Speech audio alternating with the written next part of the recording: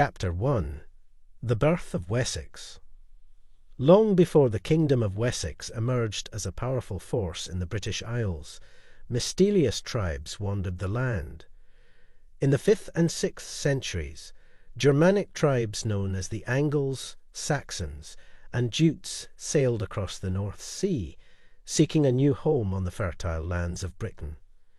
These tribes would eventually give rise to the Kingdom of Wessex and change the course of history. As the Germanic settlers arrived in Britain, they found a land rich in resources and ripe for cultivation. They quickly established small settlements, clearing forests and planting crops to sustain their growing communities. These early settlements were the foundation for the powerful kingdom that would emerge in the centuries to come. Amidst the turmoil of the time, the fledgling kingdom began to take shape. The tribes formed alliances to defend their territories against rival groups and other invaders, such as the Picts and the Scots. These alliances eventually led to the consolidation of power, and by the late 6th century, the Kingdom of Wessex was born. The early years of Wessex were marked by strife and struggle, as the small kingdom sought to expand its territory and influence. The people of Wessex faced many challenges, including internal conflicts, external threats, and the ever-present challenge of sustaining their growing population. However, the resilient people of Wessex were not deterred.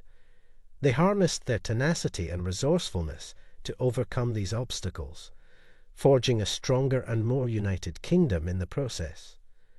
As the years passed, the once fragile settlements grew into thriving communities, and the Kingdom of Wessex began to emerge as a formidable power in the region. In the next part, we will explore the fascinating story of the first kings of Wessex, and how their reigns set the stage for the rise of one of the most influential kingdoms in British history. As the Kingdom of Wessex expanded, it became increasingly important for the people to form strong alliances with neighbouring tribes. These alliances would not only serve to protect them from external threats, but also help to solidify their power and influence in the region. One of the most pivotal alliances in the early history of Wessex was the marriage of Cynric, a prince of the Gewis tribe, to a princess of the Saxons. This union not only symbolized the merging of two powerful tribes, but also marked the beginning of a new era of prosperity for Wessex. The united tribes, now under the rule of Cynric, began to consolidate their territories and strengthen their defences. The people of Wessex also formed strategic alliances with other Anglo-Saxon kingdoms, such as Mercia and Northumbria. By establishing strong ties with their neighbours, the Wessex rulers were able to create a network of support that would prove invaluable in times of conflict. With their newfound strength, the Kingdom of Wessex embarked on a series of ambitious campaigns to expand their territory. Under the leadership of Cynric's son, Ciulin, the kingdom waged successful wars against the Britons, securing valuable lands and resources for their people. The growth of Wessex did not come without its challenges, however. As the kingdom expanded, tensions began to rise between the various tribes and factions within Wessex. These internal conflicts threatened to weaken the kingdom and expose it to external threats. Yet, despite these challenges, the people of Wessex persevered. Through skillful diplomacy, strong leadership, and the forging of powerful alliances, the Kingdom of Wessex continued to grow and prosper. The foundations laid during these early years would prove vital to the kingdom's future, setting the stage for the rise of some of the most influential kings and queens in British history. In the next part, we will delve into the fascinating lives of the first Wessex kings and the birth of a powerful dynasty that would shape the destiny of the kingdom and the British Isles as a whole. As the Kingdom of Wessex continued to grow and prosper, it became increasingly important to establish a strong and stable line of succession. This would ensure the kingdom's continued success and help to quell any internal disputes that might arise. Thus, the first kings of Wessex embarked on a quest to create a powerful and enduring dynasty. Cerdic, the legendary founder of Wessex, is said to have laid the groundwork for this dynasty. Although the details of his life are shrouded in mystery, Cerdic is celebrated as a fearless warrior and an astute leader who united the various tribes under his rule. His descendants would continue to build upon his legacy, turning Wessex into a formidable kingdom that would play a significant role in the shaping of England. The reign of Cynric, Cerdic's son, was marked by successful military campaigns and the further expansion of the kingdom's borders. His rule saw the kingdom strengthen its position in the region, laying the groundwork for the prosperous era that was to follow. It was under the rule of Sullin, Cynric's son, that the kingdom of Wessex truly began to flourish. A skilled military strategist, Sullin waged a series of successful wars against neighbouring kingdoms, extending Wessex's influence and securing valuable lands for his people. However, Sullin's ambitions eventually led to his downfall, as he was ousted from power by his own people. Despite this setback, the Wessex dynasty continued to thrive. The descendants of Cerdic would go on to produce some of the most influential rulers in British history, including the legendary King Alfred the Great, whose reign would usher in a golden age for the Kingdom of Wessex. The creation of this powerful dynasty was no small feat. It required great skill, diplomacy, and determination on the part of the early Wessex kings to forge a united kingdom that would withstand the test of time. Their efforts would not be in vain, as the Kingdom of Wessex would eventually play a crucial role in the unification of England and the shaping of its rich and diverse history. In the chapters to come, we will delve into the captivating story of the rise and fall of the Kingdom of Wessex, exploring the lives of its most influential rulers, the battles that shaped the kingdom, and the enduring legacy that has left an indelible mark on the history of England. Chapter 2: A Golden Age of Expansion. As the Kingdom of Wessex entered a new era, a remarkable ruler emerged to take the reins of power. King Egbert, a descendant of the legendary Cerdic, would ascend the throne in 802 AD, ushering in a golden age of expansion and prosperity for his kingdom. Egbert's early years were marked by adversity, as he was forced into exile due to internal conflicts. This time spent in the Frankish court of Charlemagne, however, would prove invaluable, as Egbert learned vital lessons about leadership, diplomacy, and military strategy. When the time came for him to reclaim his throne, he was well prepared to face the challenges that awaited him. Under Egbert's rule, the Kingdom of Wessex embarked on a series of ambitious campaigns to expand its territory and solidify its power. Employing skillful diplomacy and strategic alliances, Egbert managed to bring the rival kingdoms of Kent, Sussex, and Essex under his control. These victories significantly increased the influence of Wessex and bolstered the kingdom's standing among its neighbours. King Egbert was not content to simply consolidate his power, however. With a keen eye on the future, he sought to strengthen his kingdom's defences and ensure its continued prosperity. Egbert's reign saw the construction of numerous fortifications, the establishment of a more efficient administration, and the promotion of trade and commerce. But Egbert's greatest achievement would come in 825 AD, when his forces faced the powerful kingdom of Mercia in the Battle of Erlandun. Through a combination of brilliant strategy and determined fighting, Egbert's army emerged victorious, effectively breaking the power of Mercia and establishing Wessex as the dominant force in southern England. King Egbert's rise to power was a testament to his strength of character, his unwavering determination, and his keen intellect.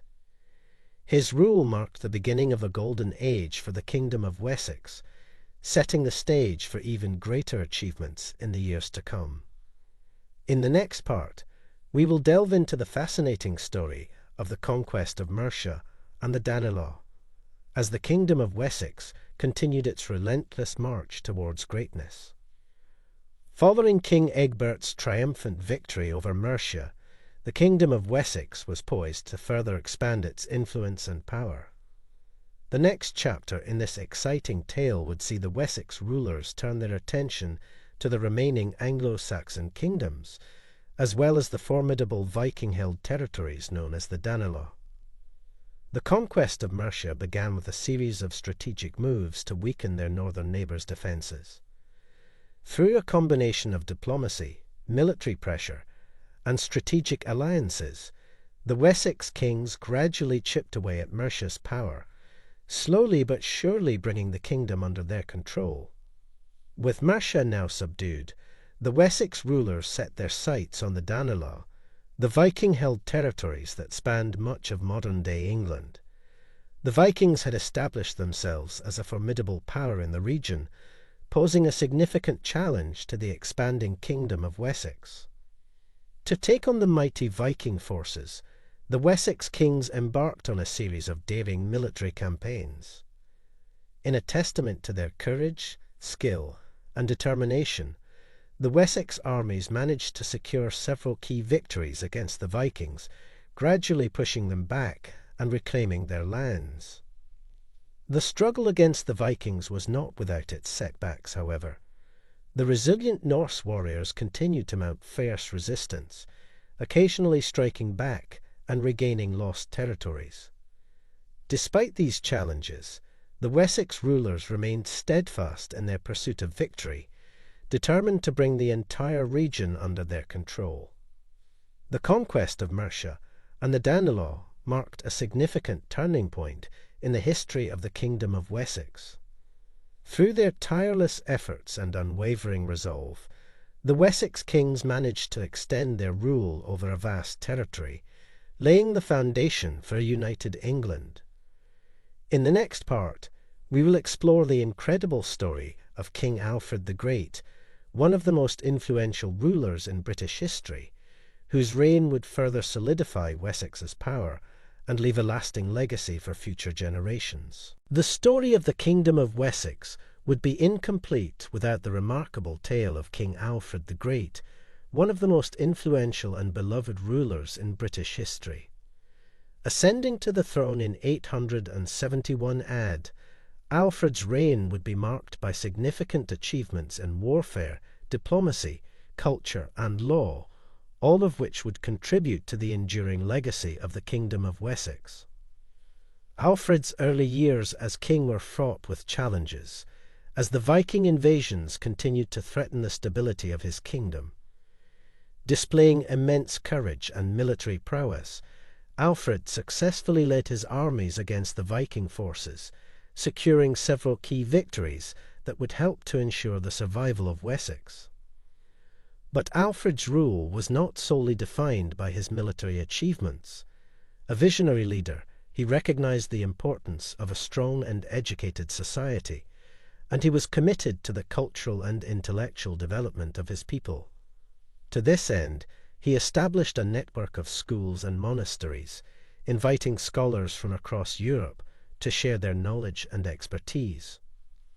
Under Alfred's guidance, the Kingdom of Wessex also experienced a remarkable flourishing of art and literature. The king himself was an avid scholar and patron of the arts, and his court became a haven for poets, musicians, and craftsmen. This cultural renaissance would not only enrich the lives of the Wessex people, but also leave a lasting mark on the history of England. In addition to his cultural and educational pursuits, King Alfred was also deeply committed to the establishment of a just and fair legal system. He oversaw the compilation of the first comprehensive law code for his kingdom, which aimed to protect the rights and freedoms of all his subjects, regardless of their social status. The rule of King Alfred the Great was a transformative period for the Kingdom of Wessex, as it continued to expand its territory, consolidate its power, and cultivate a rich and vibrant culture.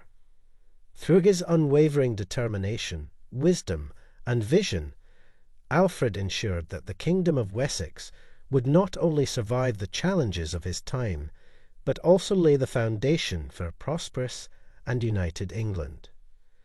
In the chapters to come, we will delve into the captivating story of the Kingdom of Wessex's struggle against the Viking invasions, the remarkable lives of its kings and queens, and the enduring legacy of this influential Anglo-Saxon kingdom. Chapter 3: Defending the Realm. The Kingdom of Wessex, having entered its golden age, now faced a new and formidable threat: the relentless Viking invasions. These fierce Norse warriors had been raiding and pillaging the coasts of England for decades, striking fear into the hearts of the Anglo-Saxon people. The arrival of the Great Heathen Army, a vast coalition of Viking forces, would pose the greatest challenge yet to the stability and survival of Wessex. The Great Heathen Army, comprised of warriors from across Scandinavia, arrived on the shores of England in 865 AD. Driven by the promise of riches and conquest, the Vikings quickly set about establishing their rule over the surrounding Anglo-Saxon kingdoms.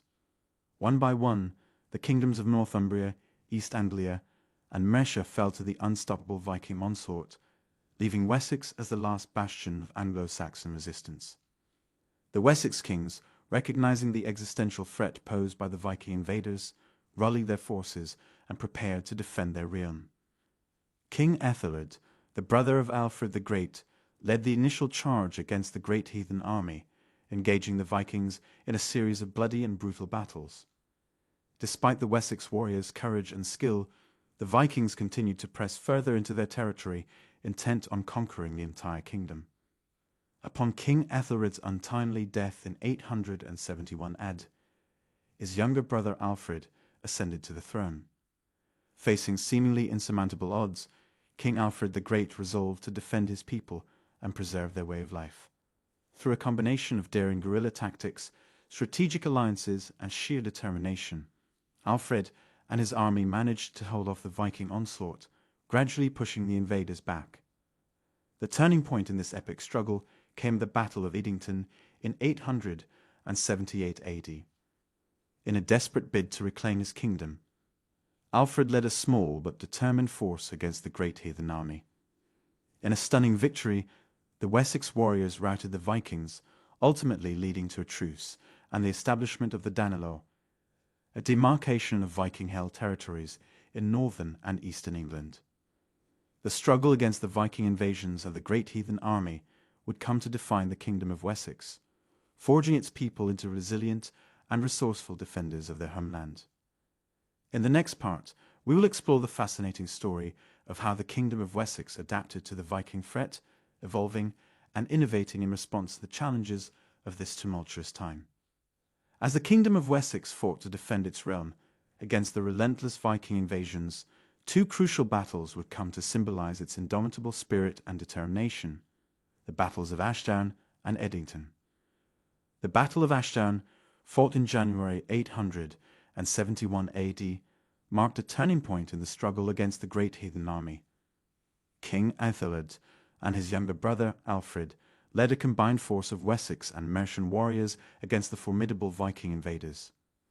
Despite being heavily outnumbered, the Anglo-Saxon forces displayed extraordinary courage and tactical skill, ultimately emerging victorious in this hard-fought battle.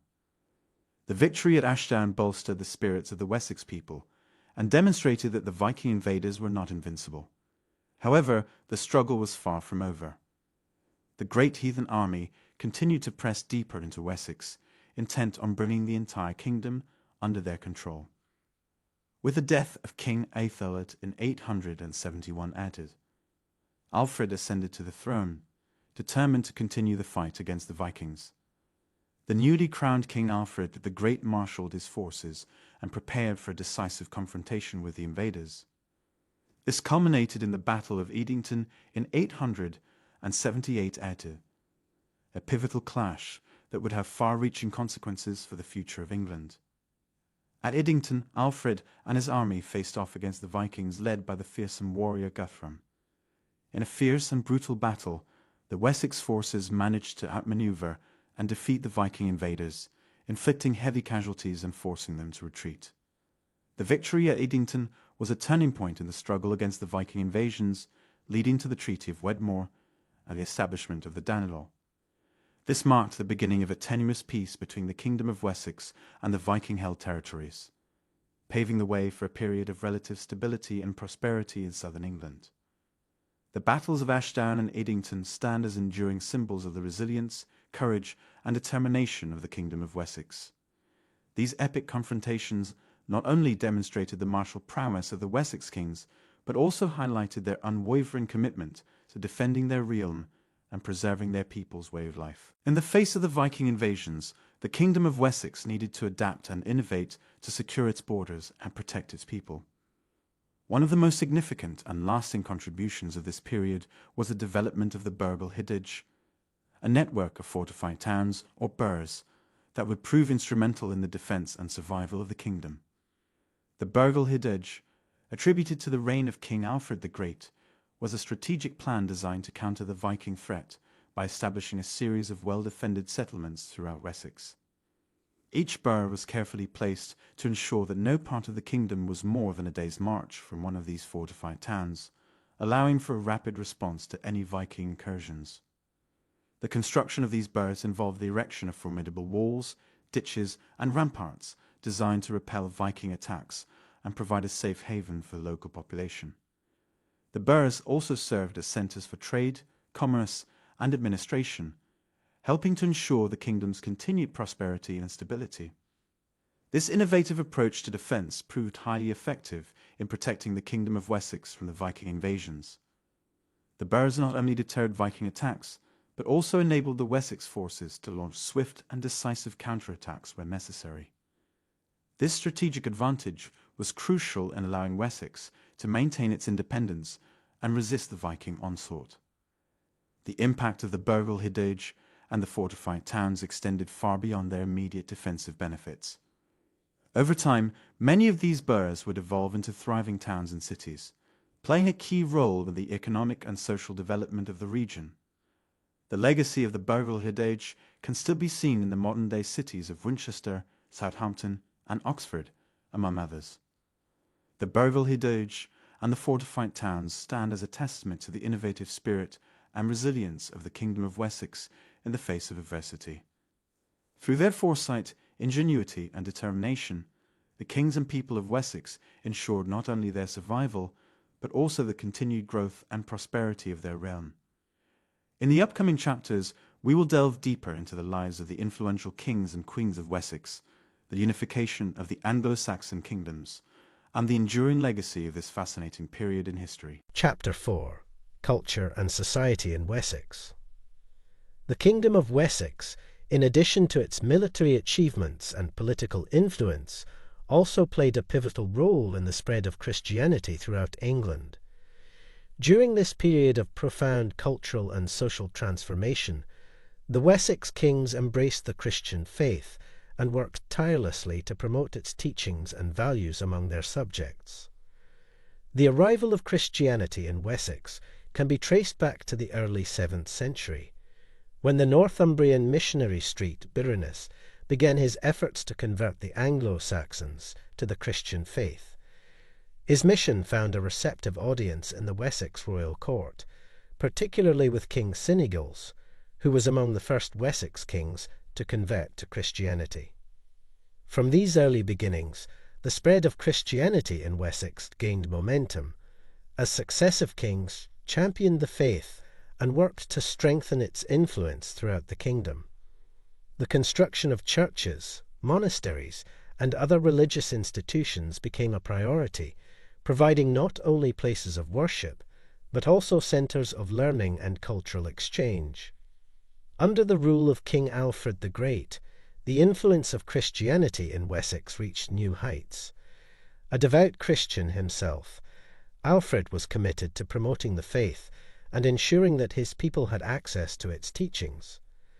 He invited scholars and missionaries from across Europe to join his court, fostering a vibrant intellectual and spiritual community.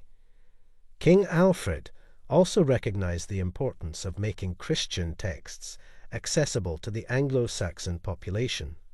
To this end, he personally oversaw the translation of key religious works, such as the Psalms and the Consolation of Philosophy, into the Old English language. These translations not only enabled the Wessex people to engage with Christian teachings more directly, but also contributed to the development of a rich and distinct literary tradition. The spread of Christianity in Wessex had far-reaching consequences for the kingdom and its people, shaping their values, customs, and way of life. The Christian faith fostered a sense of unity and shared purpose, helping to strengthen the bonds between the various communities of the realm. The Kingdom of Wessex, during its golden age, was a flourishing centre of cultural and artistic expression. Literature, language, and the arts played a vital role in the lives of the Wessex people, reflecting their values, aspirations, and creativity. In this part, we will explore the vibrant world of Anglo-Saxon literature, language, and the arts, shedding light on the distinctive and enduring achievements of this remarkable kingdom. Literature, in particular, was highly prized in the Kingdom of Wessex, with the court of King Alfred the Great serving as a hub of literary activity. Alfred, an avid scholar and patron of the arts, was passionate about preserving and promoting the Anglo-Saxon literary tradition. Under his guidance, many important works were translated into Old English, making them accessible to a wider audience and ensuring their survival for future generations. One of the most celebrated literary achievements of the Kingdom of Wessex is the Anglo-Saxon Chronicle, a historical record of the Anglo-Saxon people that spans several centuries. Initiated during the reign of King Alfred, the Chronicle provides a wealth of information about the events, politics, and culture of the time, offering invaluable insights into the world of the Wessex people. The arts, too, held a special place in the Kingdom of Wessex, with the courts of the Wessex kings serving as centres of artistic patronage and innovation. Sculpture, metalwork, textiles, and illuminated manuscripts all flourished during this period, showcasing the extraordinary skill and creativity of the Anglo-Saxon artisans. One of the most iconic examples of Anglo-Saxon art from this period is the Alfred Jewel, a stunning piece of goldsmithing that is believed to have been commissioned by King Alfred himself. This exquisitely crafted artifact, adorned with intricate engravings and a polished quartz crystal, serves as a testament to the artistic prowess and sophistication of the Wessex people. The language of the Kingdom of Wessex, Old English, was a vibrant and evolving tongue that would go on to have a profound influence on the development of the modern English language. The literary and artistic achievements of the Wessex people helped to shape and preserve this language, ensuring its continued vitality and relevance in the centuries to come. The Kingdom of Wessex, while distinguished by its military and political accomplishments, was also characterized by the daily lives and experiences of its people. In this part, we will explore the social structure and daily life of the Wessex inhabitants, providing a glimpse into the customs, traditions, and relationships that defined this fascinating society. The social structure of the Kingdom of Wessex was predominantly hierarchical, with the king at the apex, followed by the nobility, clergy, freemen, and slaves. The king was the ultimate authority, responsible for maintaining law and order, as well as ensuring the welfare and prosperity of the kingdom. The nobility, comprising ealdormen, earls, and thegns, nobles, held significant power and influence, overseeing the administration of their respective territories and commanding military forces. The clergy played a crucial role in the spiritual and intellectual life of the kingdom, with bishops, abbots, and priests tending to the religious and educational needs of the population. Freemen or ceorls formed the backbone of the Wessex society, working the land and engaging in various trades and crafts. Slavery, although present in Wessex, was gradually phased out over time, particularly as Christianity became more widely accepted. Daily life in the Kingdom of Wessex revolved around agriculture, with the majority of the population engaged in farming and livestock rearing. The fertile lands of Wessex provided ample resources for the cultivation of crops such as wheat, barley, and oats, as well as the rearing of animals like cattle, sheep, and pigs. Farming practices were largely based on the open field system, with families working small strips of land within larger communal fields. The Anglo-Saxon people of Wessex lived in small, close-knit communities centred around a village or settlement. Homes were typically constructed of timber and thatch, with a central hearth providing warmth and light. The diet of the Wessex people was largely based on the produce of the land, with bread, porridge, vegetables, and dairy products forming the staples of their meals. Meat and fish were also consumed, particularly on special occasions and feasts.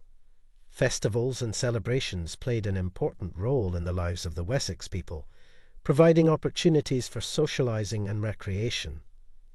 Seasonal festivities, such as harvest celebrations and midwinter feasts, were particularly popular, bringing communities together to mark the passage of time and to give thanks for the blessings of the land. In summary, the daily life and social structure of the Kingdom of Wessex were marked by a strong sense of community, hierarchy, and connection to the land.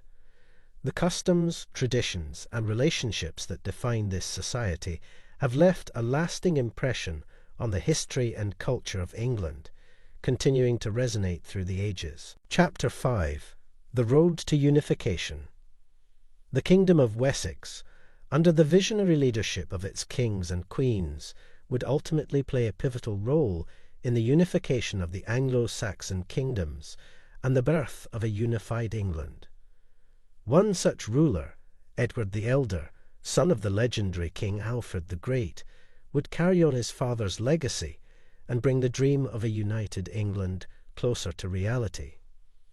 Edward the Elder ascended to the throne of Wessex in 899 AD, following the death of his father. A capable and ambitious ruler, Edward was determined to expand the influence of Wessex and to consolidate its power over the surrounding Anglo-Saxon kingdoms. His reign was marked by a series of military campaigns and strategic alliances aimed at bringing the various territories under the control of the Wessex crown. Edward's first target was the Kingdom of Mercia, which had been weakened by decades of conflict with the Vikings. Through a combination of diplomacy and military force, Edward succeeded in incorporating Mercia into his realm, establishing a strong foothold in the heart of England. Next, Edward turned his attention to the Kingdom of East Anglia, which had been under Viking rule since the late 9th century. Launching a series of daring raids and campaigns, Edward systematically weakened the Viking hold on the region, eventually securing its submission and incorporation into his growing kingdom. Throughout his reign, Edward the Elder also worked tirelessly to strengthen and fortify his realm, building upon the defensive system established by his father, King Alfred. The construction of new boroughs, as well as the expansion and improvement of existing ones, played a crucial role in securing the borders of the kingdom and providing a strong foundation for its continued growth and prosperity. The reign of Edward the Elder marked a significant step forward on the road to unification, as the Kingdom of Wessex expanded its influence and power over the neighbouring Anglo-Saxon kingdoms. Edward's vision, determination, and military prowess laid the groundwork for the eventual emergence of a unified England, paving the way for the achievements of future generations. In the next part of this chapter, we will explore the reign of Aethelstan, Edward the Elder's successor, who would carry on his father's work and bring the dream of a united England to fruition. The unification of the Anglo-Saxon kingdoms took a significant step forward under the rule of Aethelstan, the grandson of Alfred the Great and the son of Edward the Elder.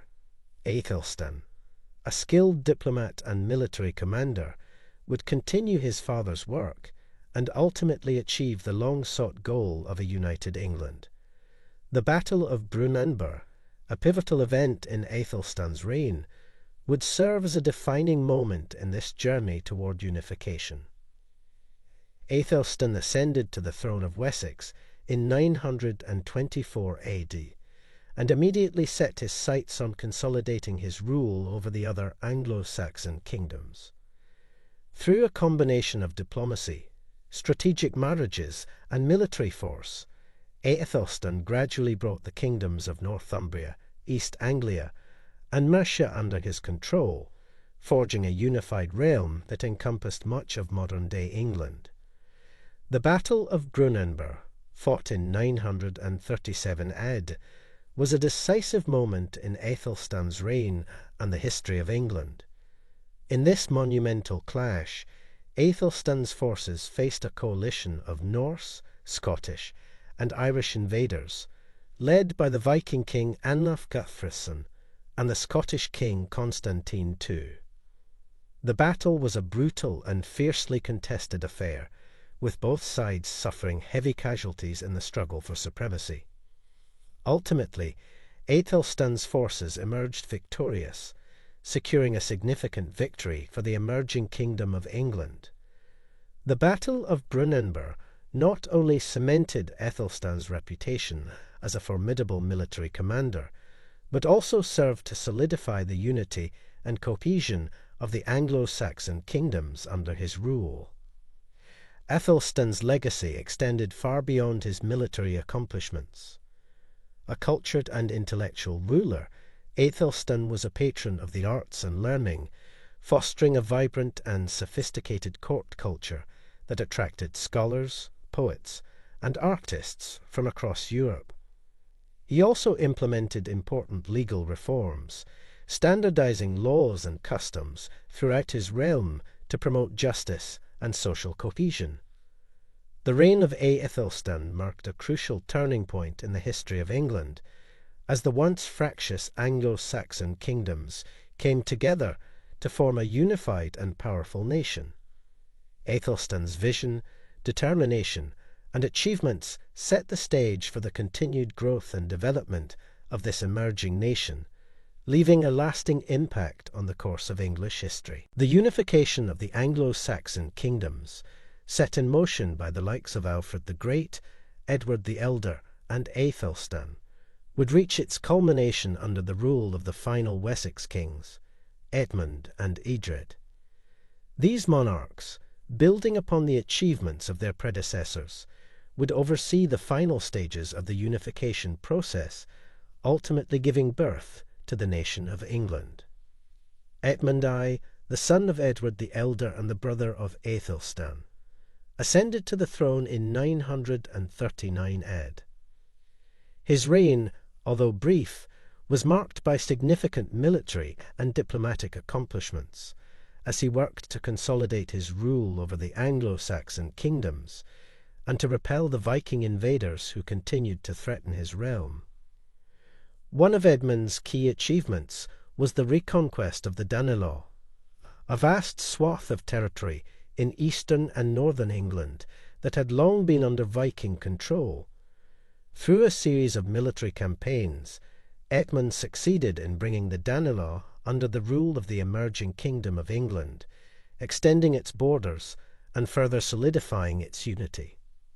Following Edmund's untimely death in 946 AD, his brother Edred ascended to the throne. Edred, like his brother and father before him, was a skilled military commander and diplomat, determined to secure the unity and stability of his realm. His reign was characterized by a series of campaigns against the Viking rulers of Northumbria, who continued to resist the unification process. Edred's efforts ultimately paid off, as he succeeded in subduing the Northumbrian Vikings and bringing their kingdom under the control of England. With this final conquest, the unification of the Anglo-Saxon kingdoms was complete, giving birth to a powerful and cohesive nation that would endure for centuries to come.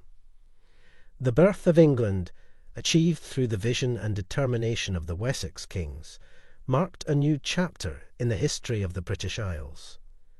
The unification of the Anglo-Saxon kingdoms brought an end to centuries of conflict and fragmentation, creating a strong and united realm that would shape the course of history. In the final chapter of this journey through time, we will explore the lasting legacy of the Kingdom of Wessex and its impact on the history, culture, and identity of England. From the achievements of its great kings and queens to the enduring influence of its customs and traditions, the story of Wessex continues to resonate through the ages, leaving an indelible mark on the world. Chapter 6: The Lasting Legacy of Wessex.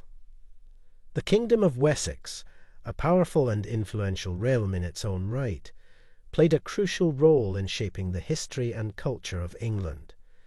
The West Saxon kings, through their military, political, and cultural achievements, left a lasting impact on the nation they helped create.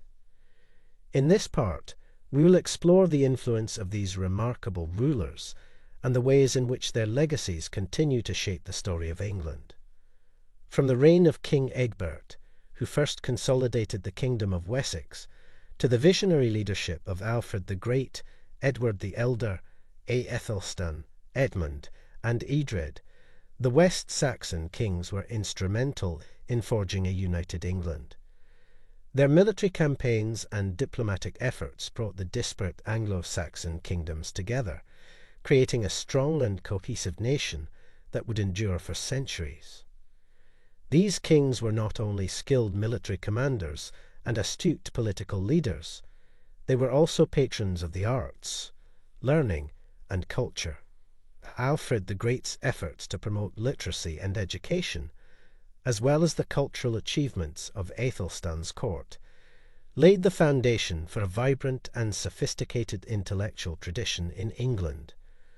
The works of literature, art, and scholarship produced during their reigns continue to be celebrated and studied to this day. The legal reforms and codifications introduced by the West Saxon kings, particularly Alfred the Great and Aethelstan, also had a lasting impact on the development of English law and governance. The standardized laws and customs they established provided a basis for the evolution of English common law, which remains a cornerstone of the British legal system. In addition to their cultural and legal achievements, the West Saxon kings were responsible for the development of a distinct English identity. Their efforts to unite the Anglo-Saxon kingdoms under a single banner fostered a sense of shared history, language, and culture, which would serve as the foundation for the emergence of a uniquely English national identity. In summary, the influence of the West Saxon kings extends far beyond their military and political accomplishments. Their vision, determination, and cultural patronage have left an indelible mark on the history, culture, and identity of England, shaping the nation's story in countless ways. In the next part of this chapter, we will delve deeper into the lasting impact of Wessex on the English language, literature, and the arts. The Kingdom of Wessex not only laid the foundation for a united England, but also made significant contributions to the development of architecture, art, and culture.